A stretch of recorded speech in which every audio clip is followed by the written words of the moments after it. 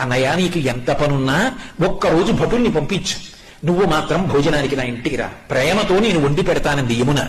మన్నించి యమధర్మరాజు కార్తీక మాసంలో శుక్లపక్షంలో విధియ తిథి నాడు యమున ఇంటికి భోజనానికి వెళ్ళాడు. ఏం చెయ్యాలి అన్నయ్య వస్తే? పరమ ప్రేమతో చిన్నప్పుడు అన్నయ్య ఏం తినేవాడో, ఏదంటే ఇష్టమో ఆ మాటలు చెప్తూ కబుర్లు చెప్తూ ఇంకొంచెం తిననయా ఇంకొంచెం తిననయా అంటూ అన్నయ్యకి ప్రేమగా వడ్డించింది. తిన్నాడు. ఏం కావాలమ్మా నీకు అని అడిగాడు. మరి దేవతా సంబంధం కదూ, వరం ఇవ్వాలి. ఆవిడ మనందరి కోసమో వరం అడిగింది. అన్నయ్య ఇది జ్ఞాపకం పెట్టుకుని ఈ తిథి నాడు ఏ అన్నయ్యని ఏ తమ్ముడినైనా సరే ఏ అక్క అయినా ఏ చెల్లైనా ఇంటికి పిలిచి అన్నం పెడితే ఆ అన్నం తిన్నందుకు ఆ అన్నకి కాని తమ్ముడికి కాని అపమృత్యు దోషం లేకుండా చెయ్యన్నయ్యా. తప్పకుండా ఇస్తానమ్మా అన్నాడు.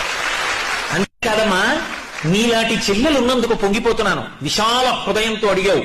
ఇలా పెట్టిన చెల్లికి